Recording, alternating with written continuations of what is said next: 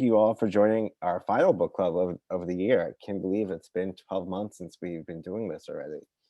Um, it's exciting. And Erica and I have already started lining up next year's book club talks. We have the first 6 months picked. Hopefully they'll say yes. But we'll see. A couple of them already said yes. So, but those will be surprises in the new year. So thank you for joining us. Kristin, thank you for joining us too and talking about your book, Conquering Mountains. I've known Kristin since a phone call in Las Vegas in what, like 2011 or something? 2011. Mm-hmm. That sounds about right. When did you buy like my blogging course then or something like that? I can't I bought your remember. How to Blog book, and back then it came with 2 calls with you, which, wow, that was generous. Yeah, but I think the book was like $80 or something. The book. No, it was Yeah, $35. I remember that. that was generous. That's a good deal. But we started talking, and we've been friends ever since. That was back in the day when you blogged under a pseudonym. Come a long way since then. And now she runs amazing tours around the world, a lot of the times to French Polynesia, which I'm very jealous about because I've never been. She's got cool courses. She's got her own clothing line. Just a bunch of amazing stuff going on, especially focused on solo female travelers. So today we're going to talk about her book, Conquering Mountains, which originally was an ebook we did together-ish. I say that in the sense that we sold it on our site, but I mean, she wrote it. We just promoted it. It was your idea, though. Well, you needed a product. Everyone needs a product, you know. Well, we can talk about blogging a bit later, but you know, you always have to have your own thing. Now you have courses, tours, books, and clothing. I mean, Jane of all trades, I guess. Would that be the opposite of Jack? Jane? Jill? Jill of all trades. That could be Jack. It's fine. So today we're going to talk about your book. I'd like you to begin talking about, you know, what do you want readers to get out of the book? For me, it always comes back to empowerment. I just want you to feel like you can do it, because for me, when I was deciding to travel alone, it was super terrifying. I felt very alone in this decision because I didn't know anyone who had done it. Also, there weren't as many people out there doing it publicly. Like Instagram had just started, and there was maybe a handful of blogs. And for those to be something that were available to me, I just was super grateful to even have those as resources. But when we came out with this book, there wasn't really anything that existed like it yet. And so I just felt like it was feeling a need, and it was something that I wished existed when I was starting to decide to travel alone, because it just is supposed to make it easier for you and make you feel a little bit more like, okay, yeah, I can do this. It's not such a big project. Now, when we did the book together, a lot of it was very practical in nature. In the print edition, have you added more stories? How has the book evolved? Because, you know, we went from an ebook to this, like, now you have a print book. You know, how has the book evolved as travel and solo female travel has evolved? So it definitely takes into account how things have changed over the years, like resources that I recommend in there.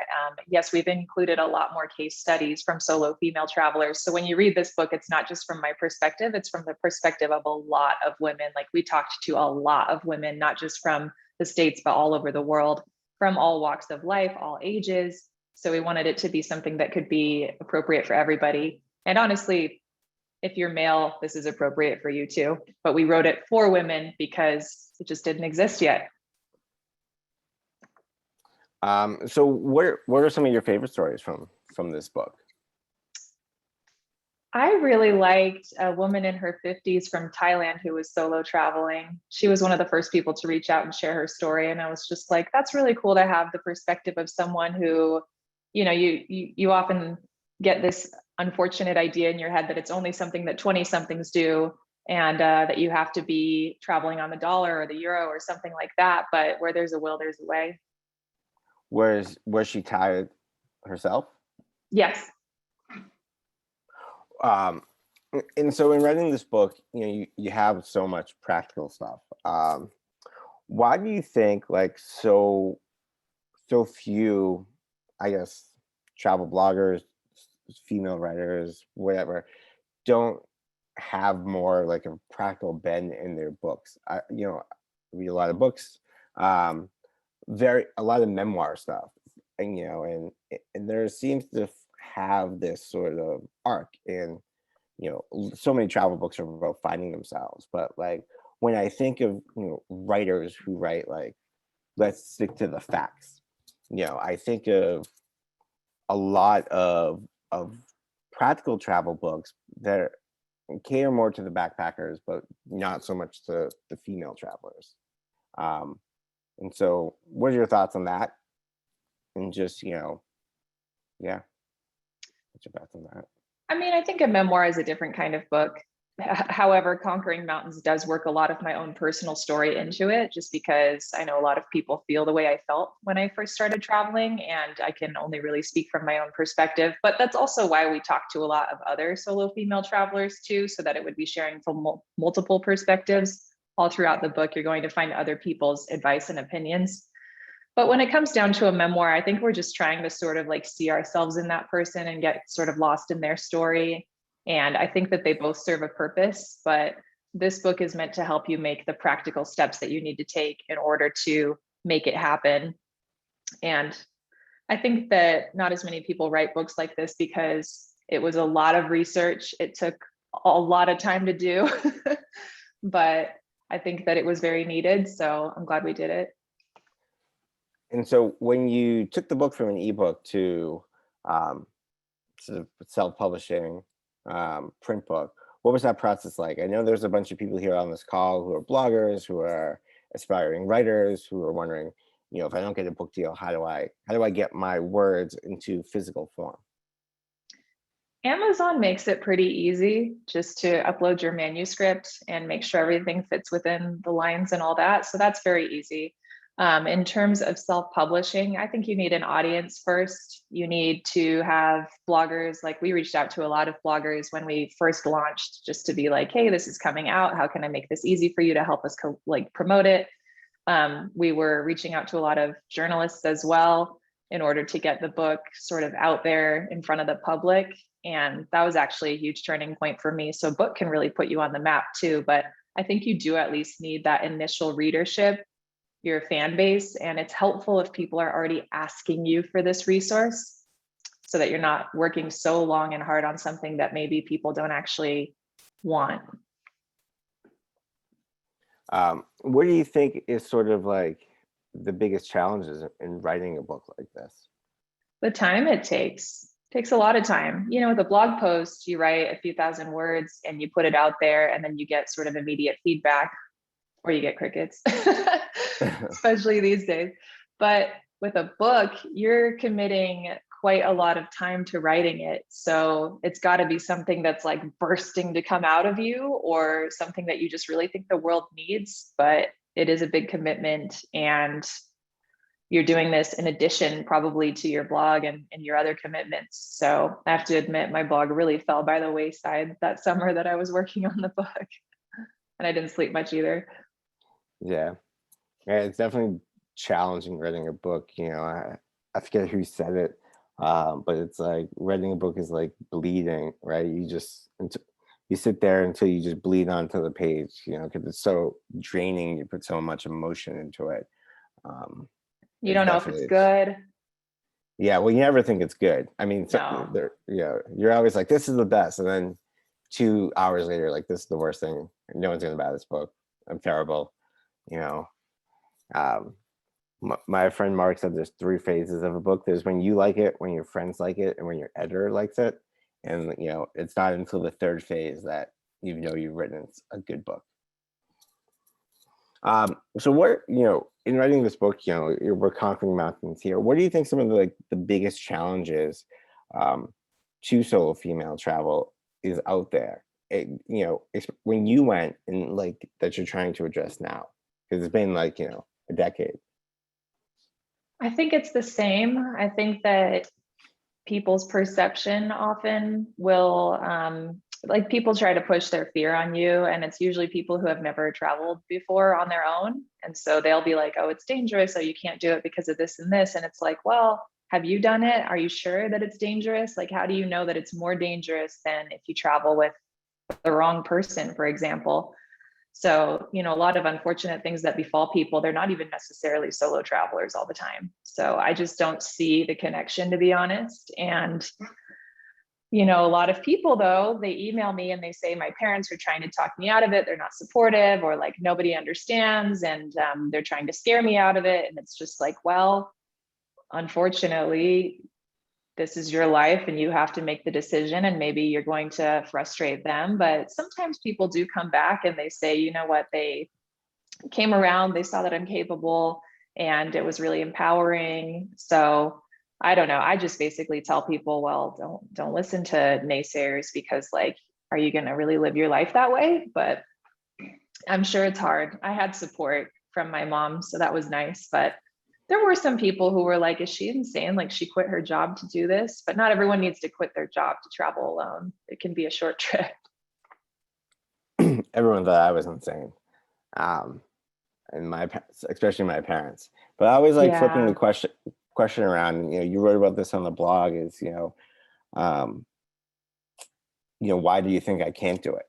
Right? It's like like if you've raised me to be like a competent human being, why why do you think I can't do this?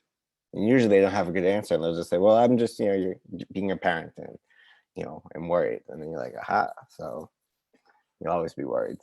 As my mother always tells me when she texts me 8,000 times a day, but I'm like, you don't have to remind me to do things. I'm 40. And she'll be like, just so you know. So you address a lot of the fear in this book, and then you have a lot of the practical stuff. What are some of the practical things that travelers get wrong that you really wanted to address in this book? A big thing is people always want to know how you afford it and the budget. So we talked about that. If you're going to be going for a long period of time, there's things like loose ends you need to tie up, like how are you going to deal with health? How are you going to deal with insurance? How are you going to deal with your mail? Like, these are all things that you actually do have to think about when you're going to be gone for a long period of time. So we talked about all of those things, how to plan your itinerary, how to figure out which part of the world you want to go to, because that's going to greatly impact your budget as well. And I also think it's important to talk about how to meet people when you're traveling alone. So we address that, obviously safety. So all of the things, hopefully, that you might be worried about, we try to address in the book. And I say we because, again, there's a lot of advice in there from other women as well. So I tried to include as many perspectives as I could. Was there a common theme, that you picked up in the interviews, as you sort of talked to all of these women from around the world, in terms of, either their motivation, their fears, or like, the handiest device, like they're like, oh, you never leave home without like a flashlight. And you're like, wow, it's whatever. Were there some commonalities between everyone? That it's simpler than you think it's going to be, and that you have all these worries before you actually go travel, but then when you're on the road, you're like, oh, okay, this isn't that different from like normal life. I have to behave kind of similarly to the way I do at home. Like, I shouldn't, some people, when they go on vacation, that's when they choose to like completely forget how to behave. So I think that's the key thing to not do. Just remember that you're still in charge of your safety, just like you are at home. So don't do things that you wouldn't do at home.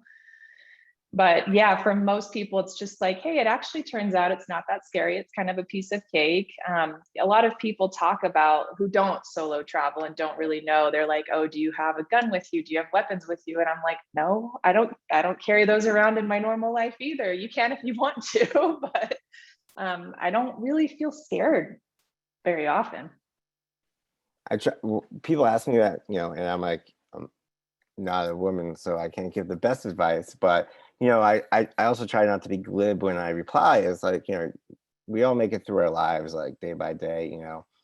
The same precautions you're going to take to stay safe in New York City or Paris or LA or your home, your small town, are probably the same you should take. But then I also tell them to go read your website because you have much more firsthand experience on it. But one of the things I always find amazing is that for U.S. travelers, there is like, do you feel U.S. travelers are way more concerned with safety than others?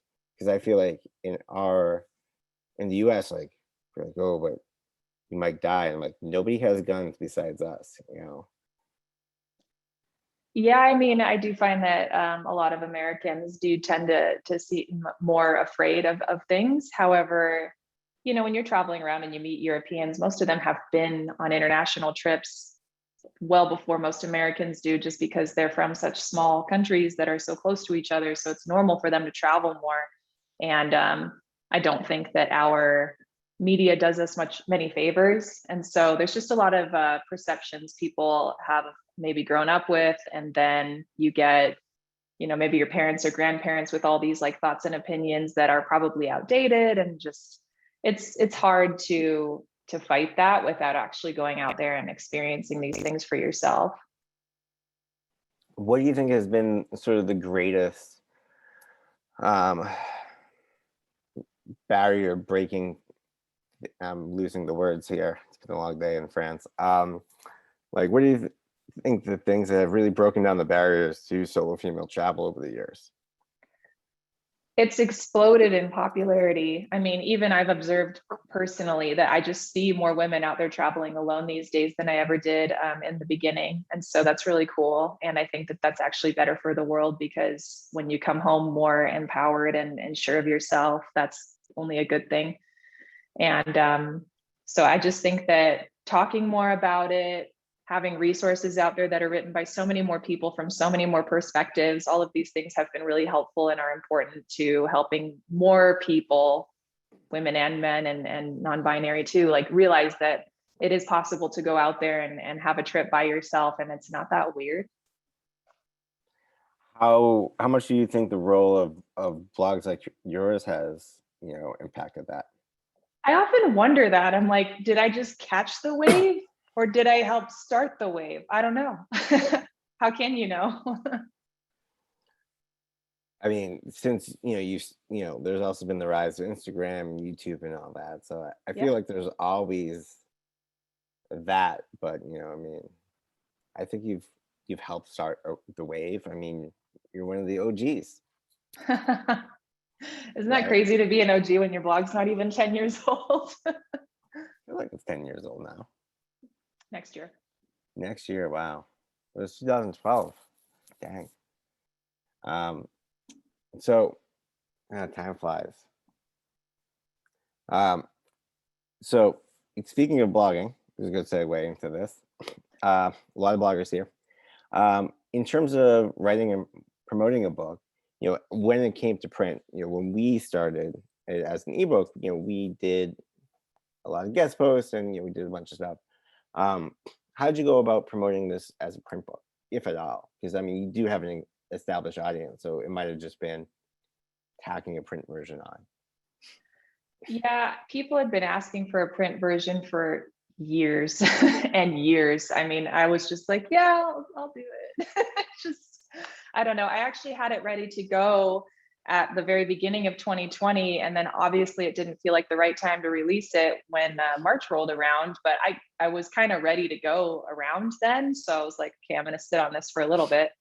And then summertime rolled around, people were getting vaccinated, things seemed to be like getting maybe the green light. And so that's when I was like, okay, let's launch it finally, because people have been asking. So I really just let my email list know. I think I posted about it on my Instagram, but I didn't I didn't do nearly the push we did when we first launched. I was more just like, hey, it's out there now on Amazon, go get it if you want it.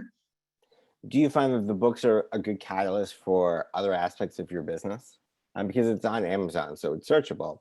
So you probably get some people who might not have known you through the blog finding it.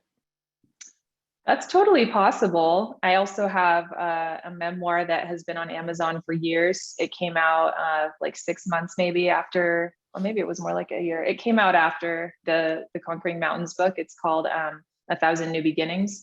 So it could be that people discovered me that way. It's hard to know, isn't it? How people find you unless you ask. Do you ask? Sometimes I send out a yearly survey, but over the last 2 years, like, I don't know, it's just hard to know how to do this thing right now. So some of the things I normally do have been put a little bit on hold.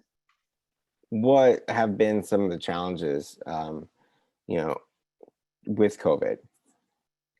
Running tours is much harder. I mean, you keep thinking that it's going to be a good time to start planning new trips and marketing them. And then a new variant comes out and people freak out. And then it's just like, okay, I guess we're doing this again.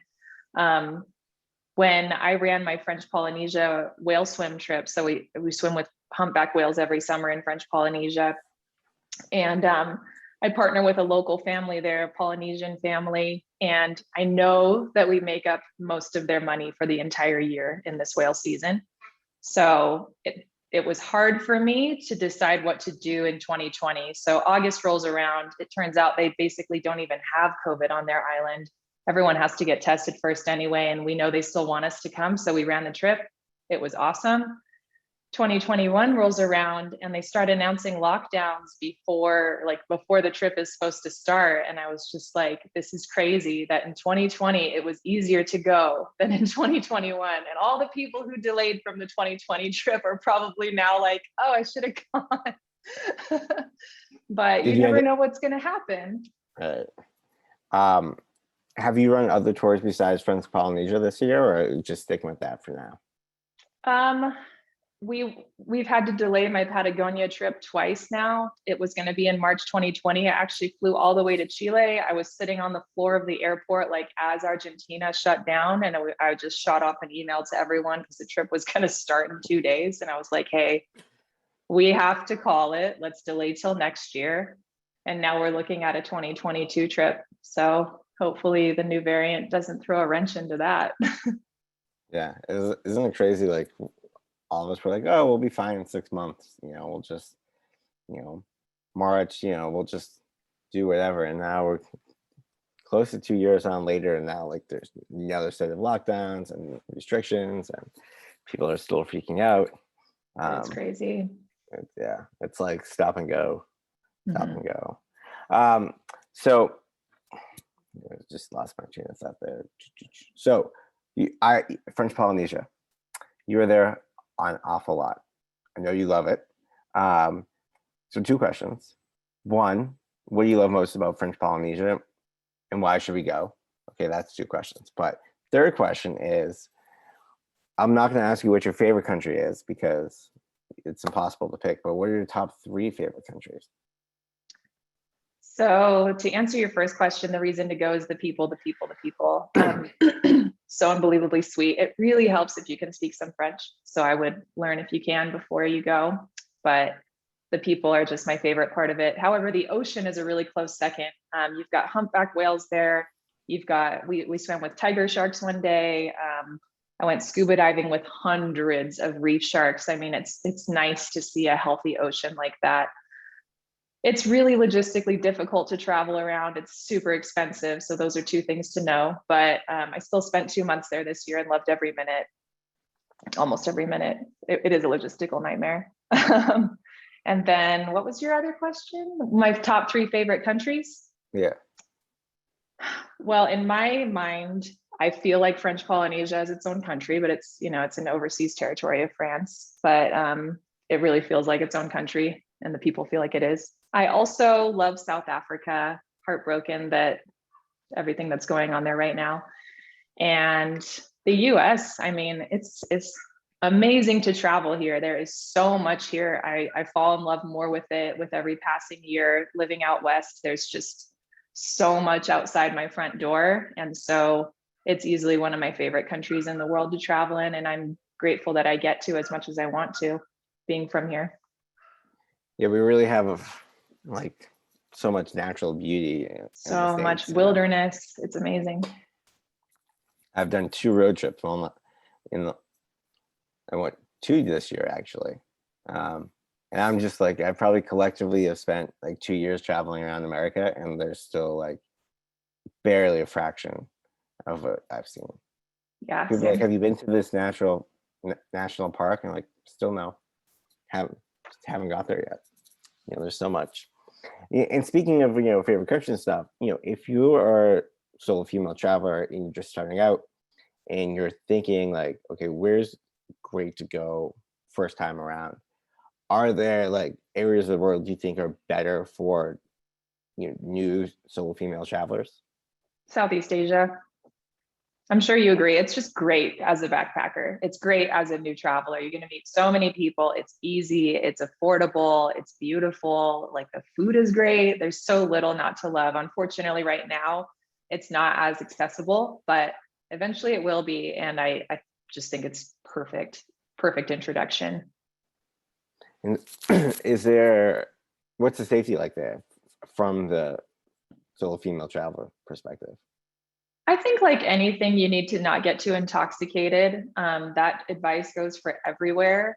And there's certain cities where you need to be very aware of your belongings, and you just need to do some simple searches before you go so that you know what to look out for and what scams they're going to be. Like when you land in the Bali airport, if you don't know about the scams, you're going to absolutely get taken for a ride. So just research before you go. The airport's one of the worst places pretty much around the world for scams. So just do a little Did you bit of fall for a research. scam while you were there? I almost got the tuk-tuk scam in Bangkok where they tell you that the palace is closed, but I knew about it. So when I realized that the guy was telling me it was closed, I was like, I'm getting out.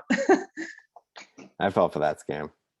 I knew about it too, but like you don't really know that tuk-tuk driver is going to be dishonest until you're kind of already going. But I think the key is to not stay on Khao San Road, actually, if you don't want to get scammed. That's where all the backpackers stay, but like that's not where the local interaction is really. So stay somewhere with a the SkyTrain stop and get a Yes. little bit more local interaction, and you're probably going to avoid a lot of scams that way, honestly. When we went, it was my like first time in Asia, and like we were walking to the Grand Palace, but we were coming from behind. So when the guy was like, "Oh, it's closed for lunch," I was like, "Well, there's nobody around." And some museums, like here I am today in Strasbourg, and there's like morning hours, and then there's a break, and there's afternoon hours. So I was like, "Seems totally plausible," until like they take you around, and then you end up in the front of the Grand Palace, and you're like, "Ah, never closed." Yeah. But to be fair, that was he took me and my friend to all these other temples, and that day I saw the most temples I ever had in like the 2 years living in Bangkok. You know, so Okay, if you had a good time, then yeah, all's my well friend that ended up ends buying food well. too, which this guy probably loved because the kickback was probably like 2 weeks worth of like tuk-tuk rides. I can't even hate, honestly. Good for him. Yeah, yeah. All right, so like since we're in the back half, I want to open it up to questions. I see some questions here. Probably more will come up about your book, about solo female travel, blogging. Mhm. Um, so let's open it up to the audience because it's really about them and their questions. Of course, we have a few questions, but feel free to drop any more in the chat or just like raise your hand virtually or visibly. Um, Before we get to the first question, I sort of have a question for you, Kristin, and also everyone on this call. I know we have over 41 people in here, so just what are some places, I know Matt already asked you this, but like what are some places that you feel are easier for females to travel in, whether it's their first time or just like in general? Can you like rattle off a list of a few countries or cities, and feel free to do the same thing in the chat for anyone listening in. I would just love to like see that. Well, probably your home country is going to be the easiest for you and the most accessible right now. I think Canada deserves its reputation for being a very friendly place. That was my experience there. I always felt safe. Like I said, Southeast Asia was amazing. I lived in Berlin for 4 years, and I feel that it's a wonderful city to travel in, and it's easy to get around, very friendly, very gritty as well, but I always felt safe there. And probably Germany in general, honestly, is a nice country to travel through. I think that you do need to be aware in Europe of a lot of pickpocketing issues. So a lot of people go to Europe because I guess it feels more familiar and more comfortable, but I wouldn't say it's necessarily safer in general. I personally really have enjoyed the time that I've spent in Namibia and Botswana as well. There's hardly even any people in Namibia, so it's more the wide open spaces and knowing how to change a tire that is important. But I think that you should not consider Africa a place that you wouldn't go just because you're a solo female traveler. I've had some of the most amazing experiences there as well. Trying to think, Japan, great, so well organized, so interesting, and I find that people are just genuinely nice there. There's not that many places where I would say don't go there as a solo female traveler. So I think if you really, in terms of difficulty, China is probably one of the hardest countries to travel through if you don't know the language and you're a newbie traveler, like that's going to challenge you. And there's probably other examples similar to that. Well, nothing's really quite like China, but I loved it. So it's just, you know, everyone's different. So it's just going to come down to what you want to do. Awesome. That's a great list. Heather has a question about traveling during COVID. Do you want to unmute yourself? Hey, yeah, I'm not on video because it's very early in California and I'm still in my pajamas. But I'm going to be taking the next year off. It's the first time when I have not worked and don't have a job to go to. So terrifying and exciting at the same time. But I'm wondering, given COVID, and we all know that Omicron is, starting to spread, what things would you encourage solo female travelers to keep in mind or have in their back pocket, or I don't know, just even in terms of mindset, if we're wanting to travel throughout 2022, given the crazy world that we're in right now? Obviously get vaccinated. It's going to be really hard for you if you don't. And then in terms of, it's hard to plan that much ahead of time these days because, as Matt knows, he went to Europe, obviously not thinking that it was going to go into lockdowns, and here we are. So it's, it's a hard time to travel right now. So flexibility. This summer when travel was back and everything got super expensive and rental cars got really hard to get, that's when I actually decided like, okay, well, I'm going to take my truck and then road trip around Utah then, and had a blast. So I think the best thing you can do is be flexible, really read your insurance plans because most of them suck, and just make sure it has the coverage that you want and need. And if you're going to do a big budget trip, just make sure you understand what the policies are and consider cancel for any reason insurance as well. Awesome. Heather has another question, actually. Do you want to ask that? Sure. Well, so something that I'm also playing with is whether I want to get into the blogging space or the vlogging space, or I'm very about empowering other solo females to travel. But there's a voice that keeps popping up in my head that says, this has been done. I mean, look at, right? You wrote a book. I haven't come across any question that I've raised that hasn't been answered somewhere. So I continually ask myself, is this space filled? Do I have anything more to contribute? And what would be your response to that? That's a pretty normal feeling. And a lot of the hardest part for most bloggers is actually starting and pressing publish.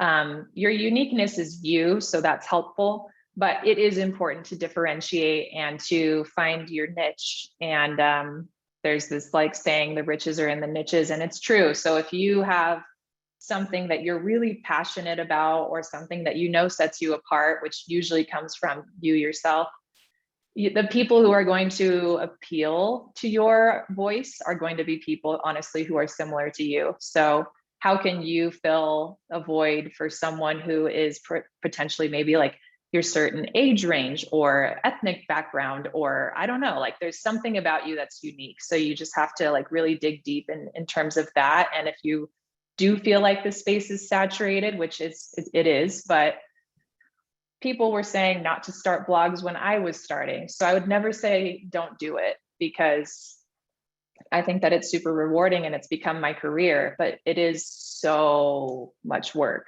So you have to love it too. It has to be something that you're just super passionate about and willing to do without getting paid for quite some time. Thank you.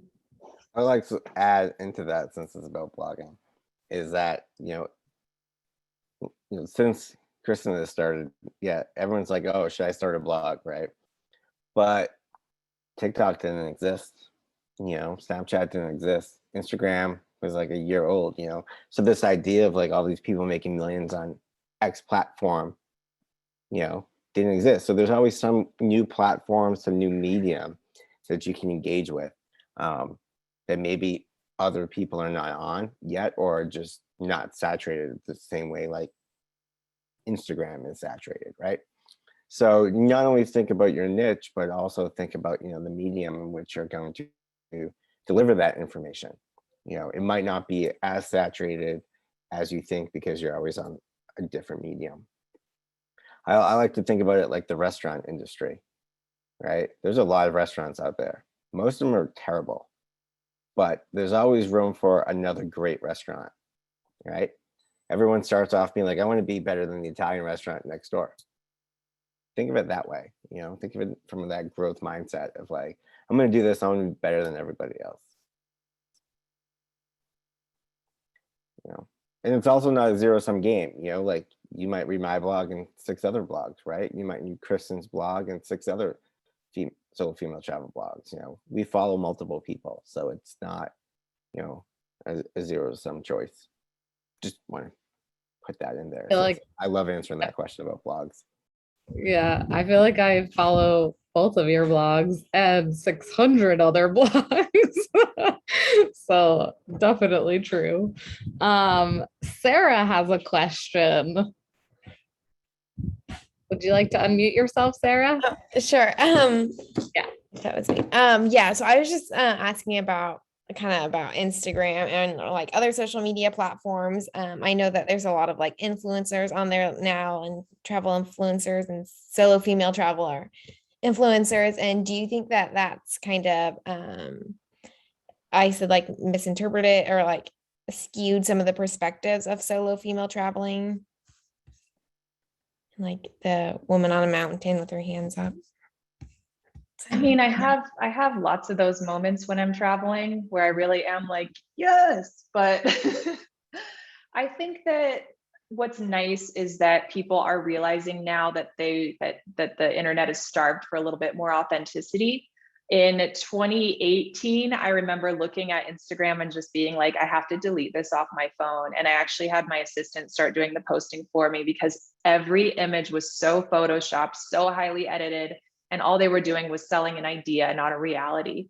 And so I think that one of the silver linings of COVID is that people were finally like, okay, I want to see something real. I want to see something authentic. And so I think there's a little bit more authenticity out there now.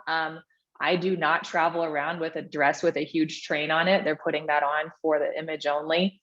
So I don't know. I think that in that way, yes, it's kind of changed things, but for the most part, the day-to-day travel experience that I have is not that different than it ever was. So I think that you have to look at that as this is their art expression, rather than this is like the reality of traveling, that I'm going to travel around with a dress with a huge train on it. Thanks. Yeah, for sure. And Jill has a question also. Jill, would you like to unmute yourself? I felt that addressing travel with people with disabilities and people of color was missing from the book, and actually people who are as old as I am. And was that a choice on your part? And so, in my opinion, it sort of did read like a memoir, because it was really about young and white and female. And I I mean, think it's- granted, that would have doubled the size of the book, and it would have required a lot of research and a lot of different interviews. But, and I'll just give examples. Like my daughter has a bad heart, so when she goes anywhere, and she does travel by herself, she has to research, does that subway have an escalator? Is there a tram to get to the top of the castle? Things like that are key. I also, a friend of mine who had a white son walking with between two Black friends in South Africa, and he was beat up because he was walking with Black people, you know, and I felt like there were helpful things like that missing. I hung out with Black people all the time in South Africa and never had a problem, but it is a dangerous country and you have to be careful. I think it's unfortunate that's the opinion you came away with, because we did actually have a lot of case studies, a lot of quotes from women of color in the book. But when it comes down to it, I'm the one writing it. And so again, I don't know what it's like to travel with a disability. And if you want like specific information on that, it's better to get that from someone who like has that lived experience and can give that specific information. I don't think the book would have well served everyone if it was focusing too much on a specific group. So I don't feel that it left out women in general. I think that it actually did a really good job and that it did have a lot of perspectives from different women in there, but I don't feel qualified to talk about how to travel as a disabled person. Yeah.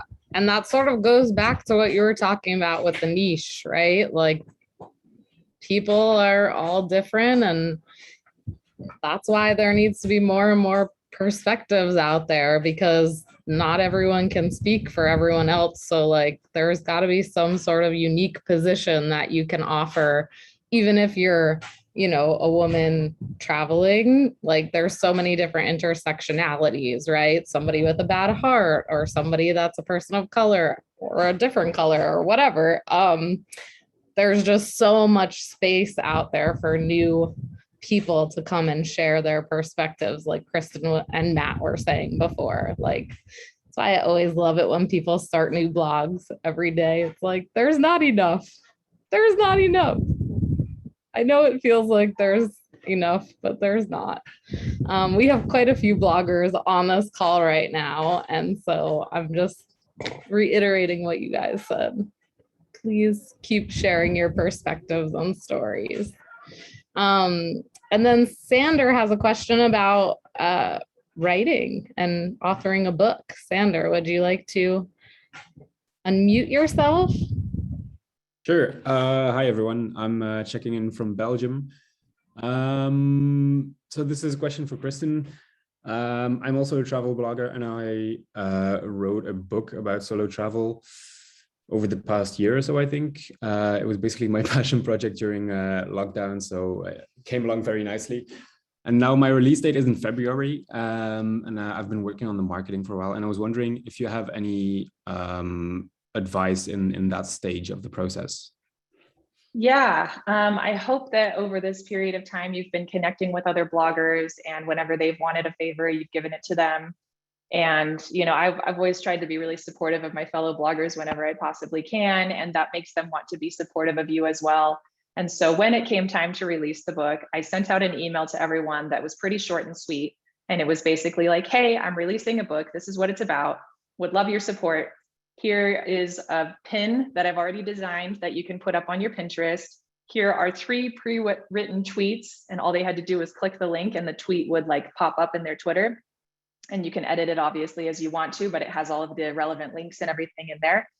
And, you know, what can I do for you as well? So back then it was most helpful for me to have it on like Twitter, Facebook, all of those things. I think identifying like 2 or maybe 3 platforms that you want people to share on is really important. And then making it like super, super easy for them to share. And obviously to say yes by offering them something in return as well. That's great advice. I have a question. So I have a question. I feel like I love this community and I love all travelers because I feel like everyone has a story to share. And I really believe that like everyone on this call has done something that would inspire someone to do something that they haven't tried before. And when you have a group of people that's like done all these things, obviously you have all these different stories, but you don't really have, not everyone is an author, I guess, or not everyone knows how to author a book. So I guess I would love to sort of end this discussion on like, how exactly did you author the book? Like, was there a routine? Did you have deadlines for yourself? Like, can you give us some logistics to, I know you've written 2 books, so just some tips, because I'm sure there's at least one person that hasn't already finished their book that would love some inspiration for actually getting their stories on paper. I don't recommend doing it the way I did. I like basically didn't do anything else. What I would recommend actually is I've been working with something called the Freedom Journal for a long time, but you don't necessarily have to do that one, but like journaling every day and saying like, okay, I'm going to have this book done in X number of days, and then breaking that down into say a monthly, and then maybe even a weekly, and then a daily. Like, what is practical for me? How am I going to do it? When am I going to do it during my day? And really getting very specific on how it's going to happen and why, and having all of these things very clear, and then already having the idea in mind of what your deadline is, something realistic, like don't kill yourself to do it, and making sure that you do set that time aside every day, and you do that by checking in with your journal. So I think journaling for any entrepreneur is very helpful, or just human being in general. Love that. Who journals here? Can I see a show of hands? Or who has journaled in the past? Okay. I feel like I could only raise my hand if I say in the past, because I'm not a great journaler each day anymore. But yeah, that's wonderful advice. And just breaking it up into bits that are like easier to chew, rather than thinking like, okay, page 1 of my book, let me write and let's see how long it takes. All right, wonderful. And then the question I love to ask authors is, do you have like memorable comment that somebody has shared with you about your book, whether it's good, bad, whatever, something that stuck with you that's been specifically about the book that you've written? Yeah, some of the comments just saying that they ended up having a great trip after using the advice in the book, or it's the thing that made them feel like they could go do it. So whenever that comment comes through, I'm always really happy about that. Oh, the reason you wrote it. Yeah. All right. Well, thank you so much, Kristin. I'm going to let Matt just do a little sign off before I have some closing announcements. Thank you everyone for being here. Go ahead, Matt.